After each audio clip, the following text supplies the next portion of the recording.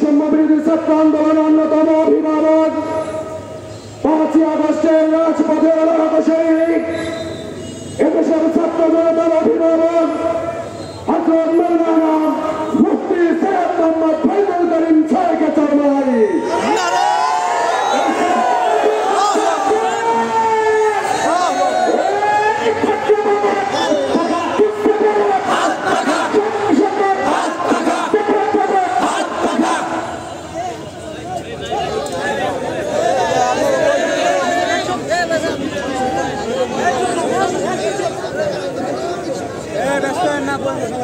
السلام عليكم ورحمة الله وبركاته.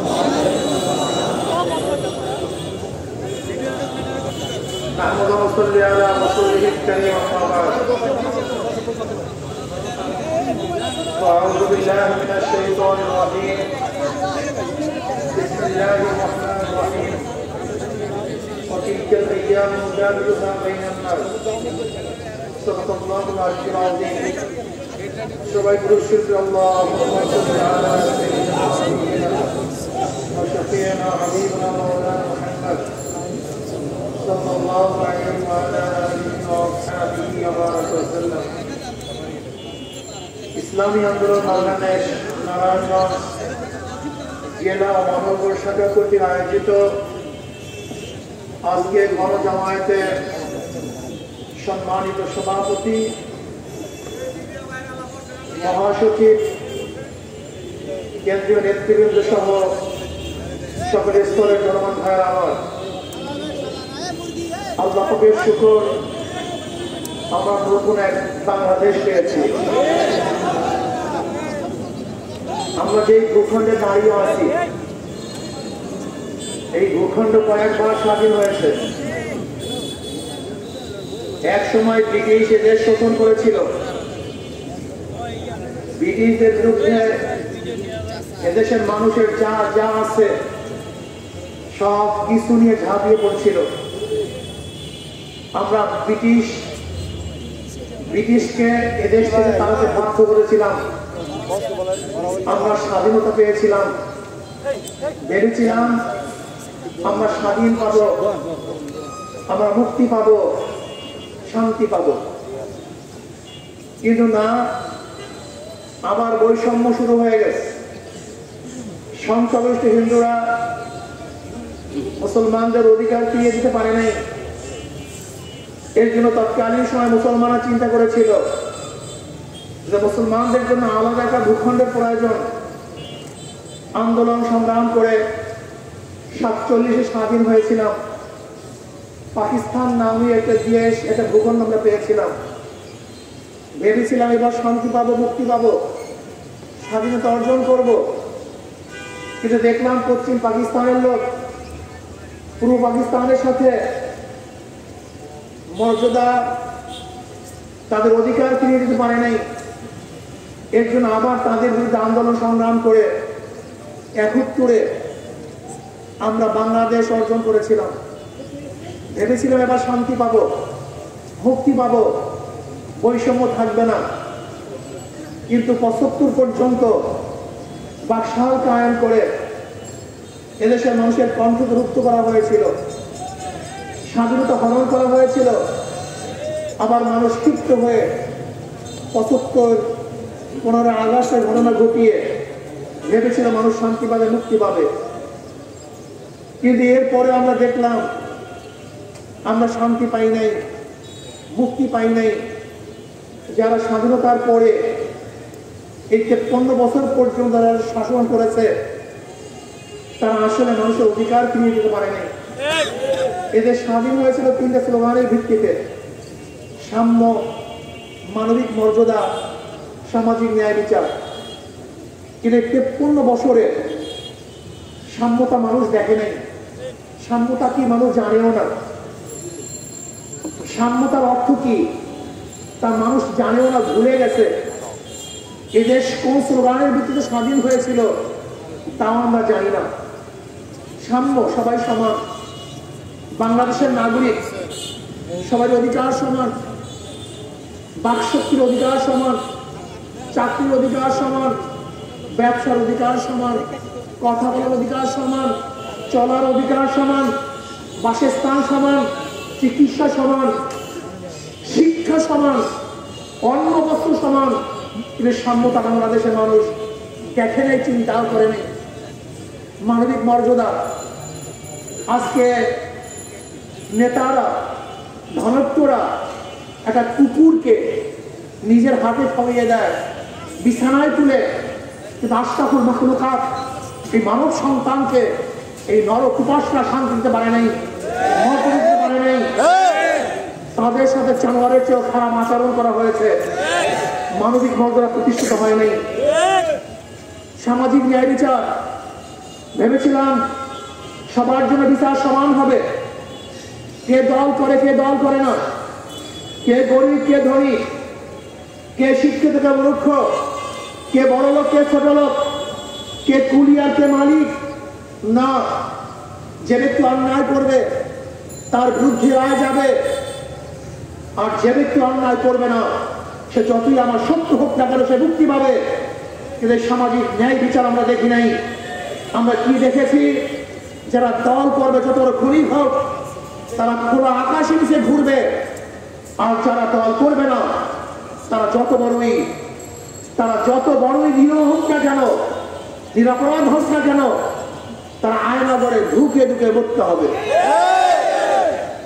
আমরা কি দেখেছি, ওই টেরা তথাকথিত বিচারক মানিকের মতো লোক যদি বিচারের আসরে থাকে, সেই বিচারালয় কি অবস্থা হয় আল্লাহ কি ভালো জানেন।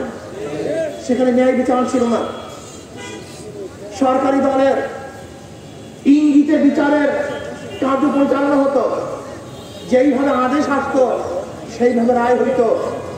এর নাম সামাজিক বিচার নয়, ন্যায় বিচার নয়। আমরা চাই সাম্য, আমরা চাই মানবিক মর্যাদা, আমরা চাই সামাজিক ন্যায় বিচার। আশরাফুল মাখলুকাত সর্বশ্রেষ্ঠ আল্লাহ পাকের মাখলুক, যাদেরকে সৃষ্টি না করলে আল্লাহ পাক কিছুই সৃষ্টি করতেন না। আল্লাহ পাক রব্বুল আলামিন সমস্ত মাখলুককে আশরাফুল মাখলুকাতের গোলাম বানিয়ে দিয়েছেন। সূর্য আমাদের গোলাম, আসমান আমাদের গোলাম, জমিন আমাদের গোলাম, পানি আমাদের গোলাম, বাতাস আমাদের গোলাম, গাছ আমাদের গোলাম, মাছ আমাদের গোলাম। এই আশরাফুল মাখলুকাতের খেদমতের জন্যই আল্লাহ পাক বলেন খুলিকালাকুম মা ফিল আরদি জামিয়া, সব কিছু তোমাদের জন্য আর তোমরা আমাদের জন্য, আমার জন্য। আজকে সেই আশরাফুল মাখলুকাতের মর্যাদা নেই। আমরা কি দেখেছি, আজকে আশরাফুল মাখলুকাত এই মানুষ, হাজারো মানুষ এক ফুটা খাদ্যের জন্য ডাস্টবিনে গাছ এবং কুকুরের সাথে লড়াই করে। আশরাফুল মাখলুকাত খোলা আকাশে নিচে জীবন যাপন করে। আশরাফুল মাখলুকাত আজকে বিনা বস্ত্রে ঘুমিয়ে থাকে, আশরাফুল মাখলুকাত রাস্তায় ঘুমিয়ে থাকে, আশরাফুল মাখলুকাত বিনা চিকিৎসায় মারা যায়, আশরাফুল মাখলুকাত তাদের কর্ম নাই, বস্ত্র নাই, ঘর নাই, বাড়ি নাই, চিকিৎসা নাই, দেখতে চাই না। এই আশরাফুল মাখলুকাতের জন্য সব সমাপ্ত করতে হবে।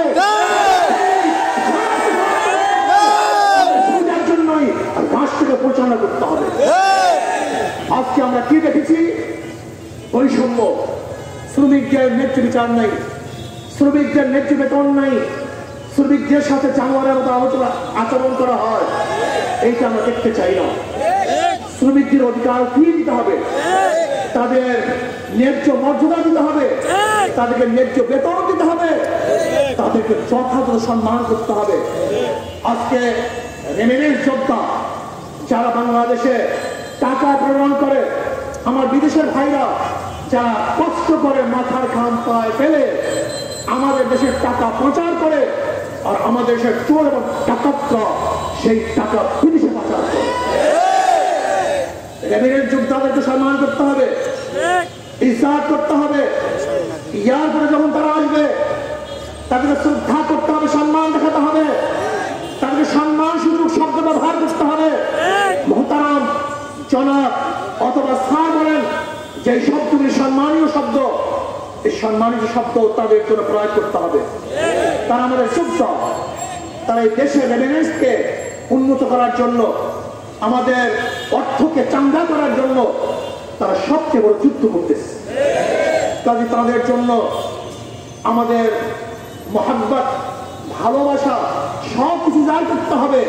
তারা আমাদের দেশকে বাঁচাবার জন্য হাজারো চেষ্টা করতেছেন।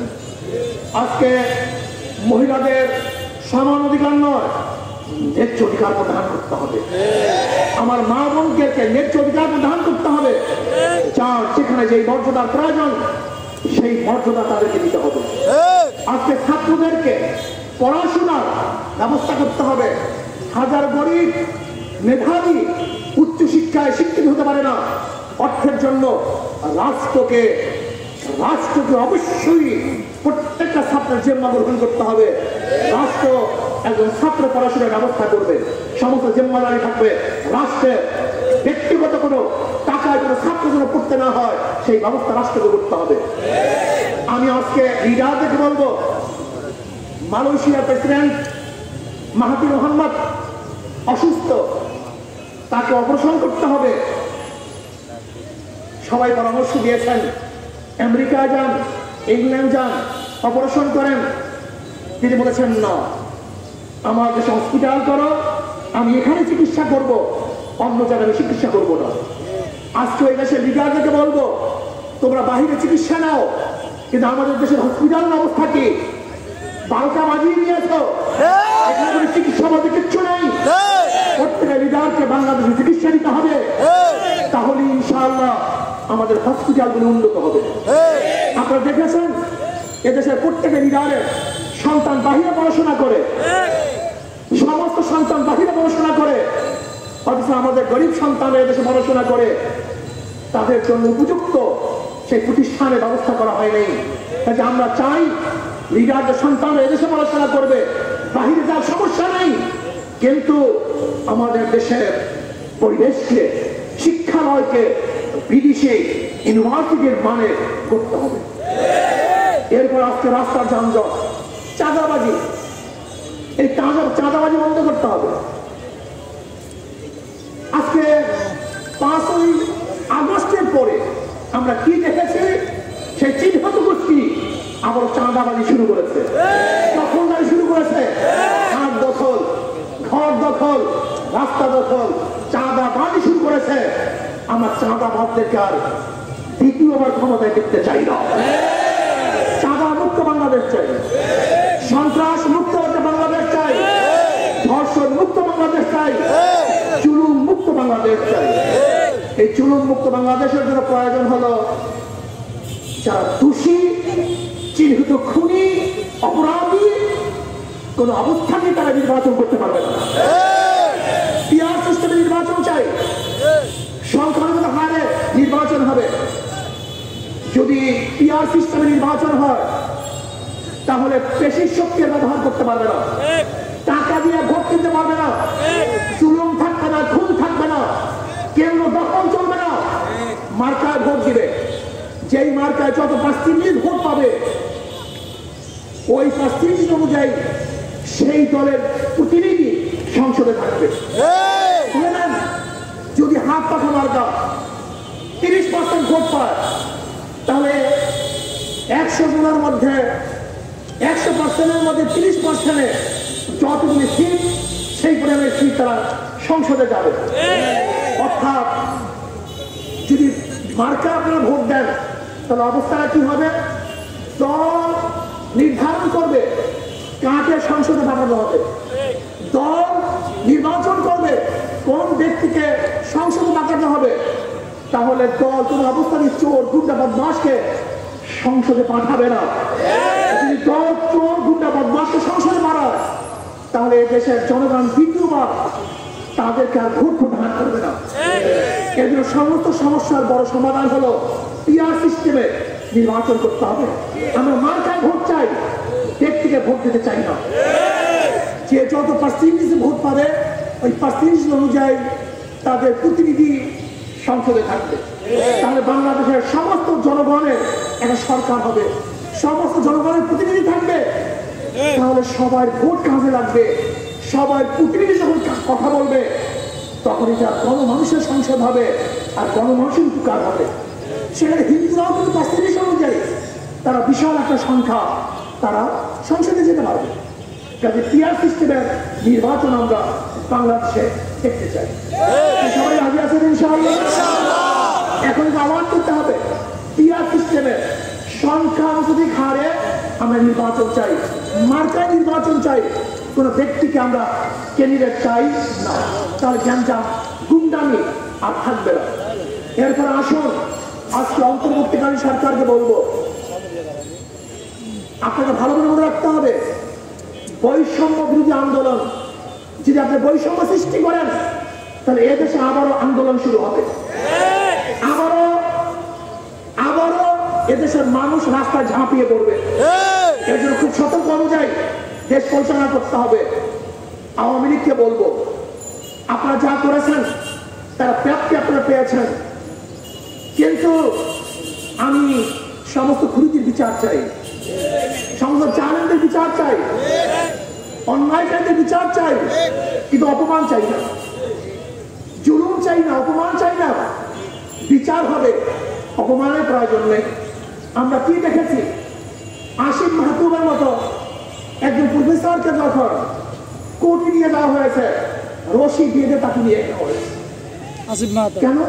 এটা অপমান। আমরা বিচার চাই, অপমান চাই। সম্মানিত ব্যক্তিকে সম্মান করতে হবে। যে ব্যক্তি নির্দোষ তাই নির্দোষ ভাবেই চিহ্নিত করতে হবে। কোন অবস্থাতেই যেন নির্দোষ কোনো ব্যক্তির উপর আক্রমণ না চলে, অত্যাচার না চলে। যদি আমরা সবাই পরে সবাইকে অত্যাচার করি, আক্রমণ করি, তাহলে আগের সরকারের মধ্যে আমাদের পার্থক্য করতে হয়। আমরা বিচার চাই, জুলুম চাই না। আমরা বিচার চাই, কাউকে অপমান চাই না। এক জায়গায় থামতে হবে, এক জায়গায় থামতে হবে। যদি আমরা জুলুম করি, আবার একদিন তারাও জুলুম করবে। আমরা অত্যাচার করব, তারাও একদিন অত্যাচার করবে। আমরা অন্যায় করব, আবারও কেউ অন্যায় করবে। এক জায়গায় থামতে হবে। আমরা সবাই মিলেমিশে এই দেশটাকে করতে হবে, এই দেশটাকে সামনে অগ্রসর করতে হবে। এজন্য আসুন, ইসলামের বাহিরে কোন মত, কোন আদর্শ মানুষকে শান্তি দিতে পারে না, মুক্তি দিতে পারে না। আজকে ইসলাম হুকুমাত যদি কায়েম হয়ে যায়, তাহলে সামাজিক ন্যায় বিচার প্রতিষ্ঠা হবে, সাম্যতা প্রতিষ্ঠা হবে, মানবিক মর্যাদা ইনশাআল্লাহ প্রতিষ্ঠা হবে।